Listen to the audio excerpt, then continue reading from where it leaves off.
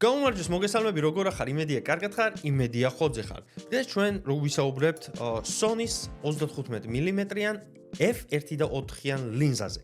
G-Master, რა თქმა უნდა, G-Master. მეგობრებო, ეს ლინზა გახლავთ ერთ-ერთი საუკეთესო ლინზა, არ ვიცი, მართლა ძალიან საუკეთესო ლინზა, განსაკუთრებით მეგობრებო ფოტოგრაფებში. განსაკუთრებით, რამდენი ქორწილიც გადაღებული, არ მინახავს ფოტოგრაფი, რომელსაც არ ქონდეს 35 მმ-იანი ლინზა და ასევე 50 მმ-იანი ლინზა არის. მე ვფიქრობ მეორე კიდევ ასეთი პოპულარული ლინზა, მაგრამ მოდი დღეს ჩვენ 35-იანზე ვისაუბროთ და უფრო კონკრეტულად ამ კონკრეტულ G-Master-ზე.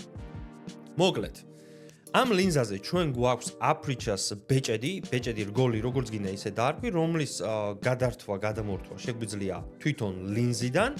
ასევე გვაქვს ამ კონკრეტულ ლინზაზე ჩვენ ფოკუსის ბეჭედი, რგოლი, როგორც გინდა ისე დაარქვი, რომელიც სიმართლე გითხრათ, ძალიან სმუდია, არ ვიცი ახლა ვისთვის როგორ, მე არ მომწონს ესეთი სმუდი როა ხოლმე ლინზაზე, მაგრამ არც ისეთი სმუდია, მაგალითად, ჩვენ მომავალ ვიდეოებში ნახავ 85 მმ-იან ლინზაზე, იმაზე საერთოდ ვერ გრძნობ ხოლმე ამ მენუალ ფოკუსით რო ვცდილობ რაღაცის დაჭერას, საერთოდ ისე გადამაქვს ხოლმე ფოკუსი, საერთოდ ვერ გრძნობ, ის უარესია.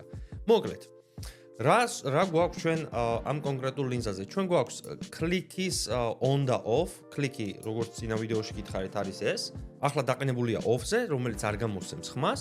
ჩვენ შეგვიძლია გადავთოთ on-ზე და on-ის შემთხვევაში ვიღებთ ასეთ ხმას, on-ი ალბათ უფრო ფოტოგრაფებისთვის და off-ი ვიდეოსთვის, რომ ეს ყველაფერი ისე შეცვალო, რომ ძალიან არ გაამოძრაო ლინზა და ასევე არ გამოსცე რაღაცა უაზრო კლიკების ხმა რა, მოკლედ რო ვთქვათ. ასევე ჩვენ ამ ლინზაზე გვაქვს ერთი ღილაკი, შეიძლება ასე ითქვას, რომლის დაპროგრამება ჩვენ შეგვიძლია კამერიდან და ასევე გვაქვს მენუალი და ავტოფოკუსის ჩამთვალ-გამომთველი ან გადამომთველი. ხო, სულ ეს არის ამაზე. რატომ არის ეს კონკრეტული ლინზა ასეთი პოპულარული რა? პირველ რიგში იმიტომ რომ ეს გახლავთ 1.4-იანი ლინზა f1.4, რაც პირველ რიგში ძალიან გეხმარება დაბალ შუქში სურათების გადასაღებად. და მეორე რიგში ამ კონკრეტულ ლინზას აქვს ძალიან რბილი, მსუბუქი და ძალიან კომფორტული ბოკა. ბოკა თუ იცი რა არის? არიცი? არც მე არ ვიცი. ბოკა ეს ძახის ყველა უკან დაბლორული განათების რგოლები რო თუ. თუ უკეთესად აგიხსნის ვინმე, წადი და იმასთან უყურე ამ ვიდეოს. მე რა გიყვა ხაში.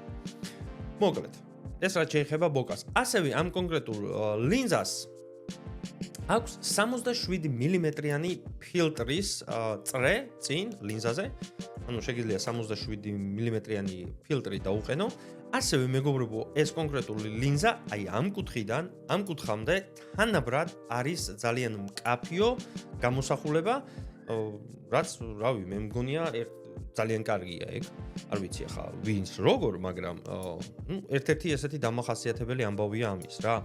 ასევე აქვს რას ეძახიან real time eye tracking სისტემა, ბოლო ავტოფოკუსი, რომელიც მაგალითად თვალს ამოიღებს ადამიანისას ან ცხოველის და მიყვება მას, არ უშვებს ფოკუსიდან.